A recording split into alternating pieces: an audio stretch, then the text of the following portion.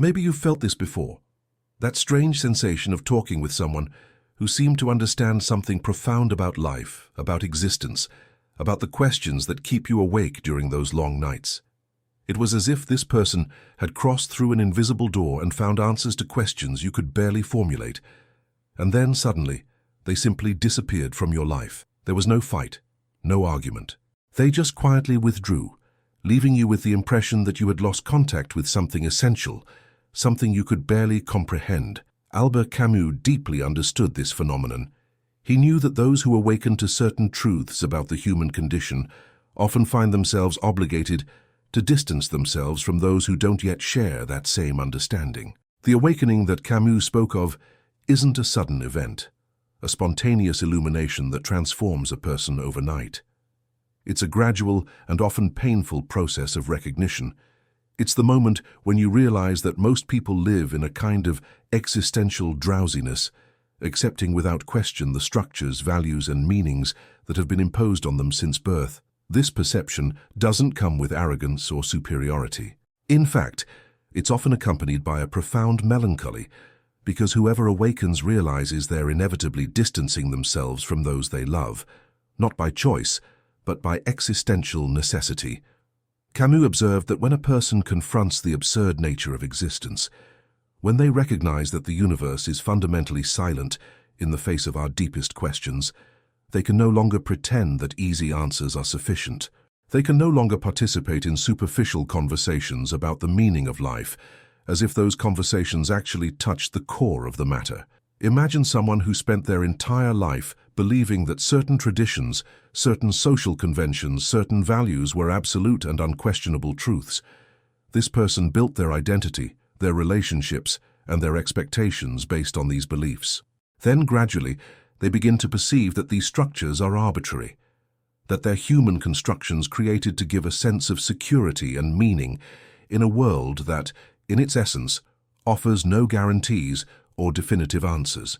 This perception isn't liberating at first. It's frightening. It's like discovering that the house where you've lived your entire life was built on quicksand. You can continue living in it for a while, but you know you can no longer trust the stability it apparently offered. And when you try to share this discovery with the people around you, you often encounter resistance, denial, or simply incomprehension. People who still live comfortably within conventional structures of meaning cannot understand why someone would question something that works so well for them. Why would anyone choose uncertainty when they could have the security of ready-made answers? Why would anyone prefer to face the existential void when they could simply accept the meanings pre-established by society, religion, culture? For these people, whoever awakens seems to be creating unnecessary problems, complicating something that should be simple. They see awakening not as maturation, but as a disturbance, a negativity that should be avoided or overcome. And perhaps they're right in a certain sense. Life is certainly easier when you don't question its foundations, but for those who have awakened, there's no going back. Camus knew this profoundly. Once you've seen through the consoling illusions, once you've recognized that you're alone in a universe that offers no definitive answers about the purpose of existence, you cannot simply pretend you haven't seen. You cannot return to living as if these questions didn't exist. And this creates a profound isolation, because you realize that your conversations with other people have become superficial, that your relationships have lost a layer of authenticity. It's not that you love these people less, or that they've become less important to you. It's that you now inhabit a different existential territory, and communication between these territories becomes increasingly difficult. Think about how many times you've been at a social gathering, listening to conversations about professional successes, about future plans, about material achievements, and felt a kind of profound disconnection. Not because these things are intrinsically worthless, but because you realize that behind all this frantic activity exists a kind of escape, a refusal to confront more fundamental questions about what it really means to be alive. You began to perceive that many of the activities that occupy most of people's time are ways of avoiding confrontation with the absurd nature of existence. Obsessive work, rampant consumerism, the constant search for entertainment, even certain forms of romantic relationships can function as existential anesthetics, ways of not facing the fundamental question that we're here without a predetermined purpose, without guarantees, creating our own meaning in an indifferent universe. When you awaken to this reality, you also awaken to the terrifying freedom it implies. If there's no pre-given meaning to existence, then you're free to create your own meaning. But this freedom is overwhelming, because it comes accompanied by total responsibility. You can no longer blame circumstances, society, others, or even a God for your choices. You're alone before your decisions, and each choice you make defines who you are. Camus called this the absurd condition, the permanent tension between our human need to find meaning and significance and the apparent absence of that meaning in the universe. But he didn't see this as a tragedy. He saw it as an opportunity for authenticity, for genuine creation, for a way of living that doesn't depend on consoling illusions. People who have awakened to this condition often find themselves in a solitary position, not by choice but because their perspective has become incompatible with conventional ways of living and relating. They can no longer participate in the same superficial conversations, can no longer pretend they believe in the same certainties, can no longer get excited about the same objectives that motivate most people. This doesn't mean they become bitter or cynical. Often the opposite happens. They develop a profound compassion for the human condition, precisely because they recognize how difficult it is to live without comforting illusions. They understand that most people need these illusions to function, and they don't judge this need. But they also cannot share it. This is where the painful paradox emerges. The more someone awakens to the absurd condition of existence, the more they become capable of an authentic form of love and compassion, but also the more they distance themselves from conventional forms of relationship that depend on shared illusions. They love more deeply because they love without illusions, without unrealistic expectations, without the need for the other to be something they're not. But this love also becomes more difficult to understand and accept because most people are accustomed to forms of relationship that depend on white lies, unexpressed expectations, predefined social roles. Maybe you know someone like this, someone who seemed to have an uncommon depth, a capacity to see through appearances, a radical honesty with themselves and others. This person probably didn't try to convince anyone of anything, didn't preach their discoveries, didn't try to convert others to their perspective. They simply lived according to their understanding.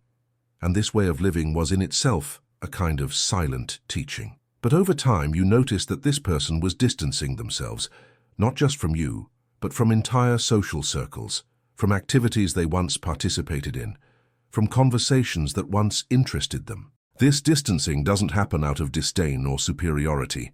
It happens because whoever has awakened realizes that their presence often disturbs others' peace of mind. Their simple existence, their way of being in the world, implicitly questions others' certainties, even when they say nothing. People feel this intuitively and often react with discomfort or even hostility. They prefer to be with people who confirm their worldviews, who participate in the same consensual illusions, who don't confront them with profound existential questions simply by existing authentically. Camus observed that this is a form of self-imposed but necessary exile. It's not an escape from humanity, but a recognition that certain forms of awakening are essentially solitary.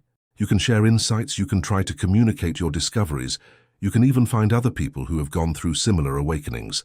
But the fundamental journey of confronting the absurd nature of existence is individual. Each person needs to do it for themselves, and there's no way to force or accelerate this process in others. In fact, any attempt to do so usually results in resistance or resentment. Imagine that you spent years building relationships based on certain shared understandings about life, about values, about objectives.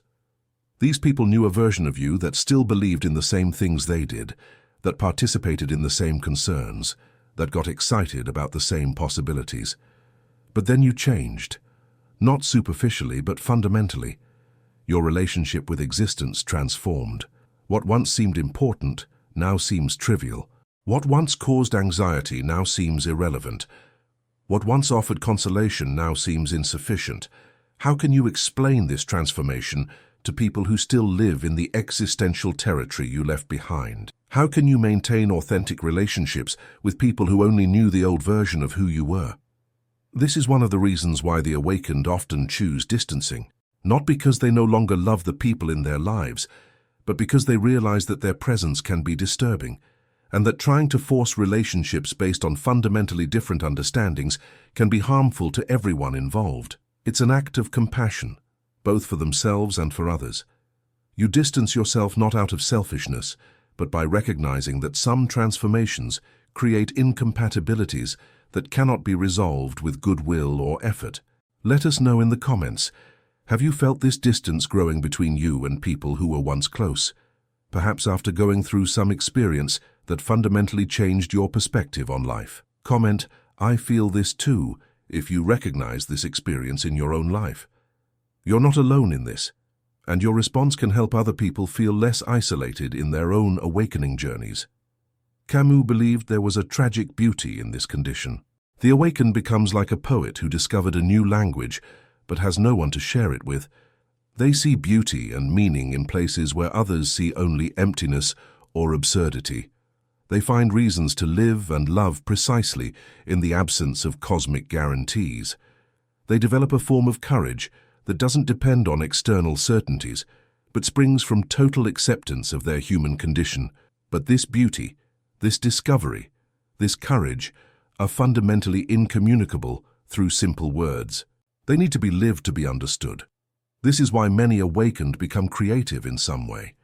Not necessarily artists in the conventional sense, but people who find indirect ways to express and share their discoveries. They may write, paint, make music, or simply live in a way that is itself a work of art. They transform their existential solitude into a form of creation, their acceptance of the absurd into a celebration of life. But even this creation often remains misunderstood by most people, who look for conventional meanings or comforting messages that aren't there. The phenomenon of the disappearance of the awakened is also related to the perception of time. When you recognize that life is fundamentally without guarantees, that each moment could be the last, that there's no predetermined destination or cosmic purpose waiting for you, you begin to value time in a completely different way. You realize that every minute spent on activities that aren't authentic, in conversations that don't touch what really matters, in relationships that depend on masks and pretenses, is a minute lost from your brief passage through this world. This perception creates a kind of existential urgency, not the anxious urgency of someone who's afraid of losing something, but the serene urgency of someone who wants to fully take advantage of the unique opportunity of being alive. This urgency is often misunderstood by others as coldness or indifference. When you stop participating in unnecessary dramas, when you stop worrying about things that are fundamentally beyond your control, when you stop pretending interest in conversations you consider superficial, people may interpret this as a form of personal rejection. They don't understand that you're not rejecting them specifically, but rather a way of existing that no longer corresponds to your understanding of how life should be lived. You're prioritizing authenticity over social convenience, depth over popularity, personal truth over external approval. There's also an energy issue involved. Maintaining superficial relationships, participating in activities that have no genuine meaning for you, pretending interest in concerns you consider trivial, all of this demands considerable energy. When you awaken to the brevity and preciousness of life, you realize you can no longer allow yourself this waste of energy. You prefer to have few genuine relationships than many superficial ones. You prefer to do few things that really matter than many that are just distractions. This choice inevitably results in distancing from many people and activities that were once part of your life. But perhaps the deepest aspect of the disappearance of the awakened is the recognition that certain understandings cannot be taught, only discovered. You can share your reflections, you can offer different perspectives, you can even serve as an example through your way of living, but you cannot force anyone to awaken. Awakening is an internal process that happens when the person is ready to question their own certainties, to face their own illusions, to accept their own freedom and responsibility. Trying to force this process on others is not only useless, but counterproductive. It creates resistance and can even strengthen the psychological defenses that prevent awakening. Therefore, many awakened choose to live their discoveries silently, without trying to convert or convince anyone. They become living examples of alternative possibilities of existing, but don't preach these possibilities. They're available for whoever genuinely seeks, but don't pursue anyone with their truths.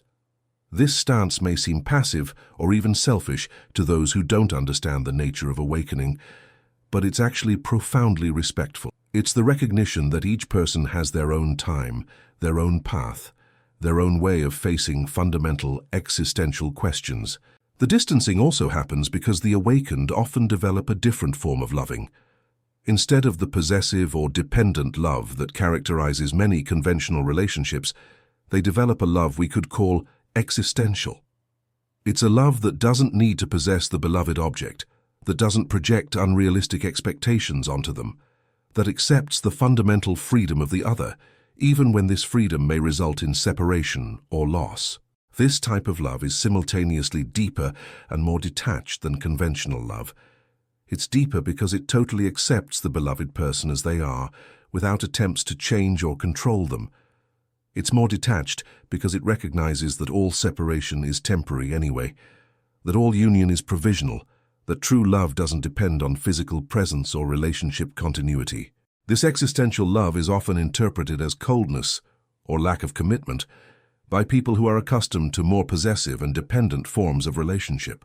When you love someone without needing that someone to be different from what they are, without projecting your own unmet needs onto them, without using the relationship as a way to escape your own existential solitude, your love may seem less intense or less involved to those accustomed to the dramatic comings and goings of possessive love. But in reality, this love is more stable, more genuine, and, paradoxically, more liberating for both people involved. If you recognize yourself in this description, if this content is touching something deep in you, consider subscribing to the channel, not as another obligation on your list of digital commitments, but as a way to connect with a community of people who are also navigating these complex existential waters. Your individual journey is unique and non-transferable, but it doesn't need to be completely solitary. There are others who chose to face the same questions, accept the same difficult truths, embrace the same terrifying and beautiful freedom that comes with awakening. The question isn't whether the awakened are right or wrong in distancing themselves. The question is recognizing that certain forms of growth and transformation inevitably create distances and incompatibilities that cannot be overcome just with goodwill. This isn't a flaw in the system. It's not a problem to be solved. It's simply a characteristic of the human condition. We grow in different directions, develop different needs, discover different truths about ourselves and about the world. Some of these discoveries bring us closer to certain people, others distance us. The important thing is to recognize that both proximity and distancing can be forms of love and respect. Camus taught us that human greatness doesn't lie in avoiding the absurd nature of existence, but in embracing it completely. The awakened are those who made this radical choice to accept life without consoling illusions, to love without guarantees, to create meaning without cosmic support. They disappear not because they reject humanity, but because they chose a particular way of being human that inevitably places them in a marginal position in relation to conventional forms of existing. They're like solitary lighthouses, offering light to those who seek, but not forcing anyone to follow their direction. Their solitude is the price of their authenticity, but it's also the source of their freedom and their unique capacity to love and create. They remind us that there are other ways to live, other forms of facing the mystery of existence, other possibilities of finding beauty and meaning in a world that doesn't offer easy answers. And perhaps in the end, their greatest contribution is precisely this, showing that it's possible to live with dignity and joy even when all comforting certainties have disappeared, even when we're alone before the infinite, even when all we have is our freedom and our capacity to choose, moment by moment, who we want to be.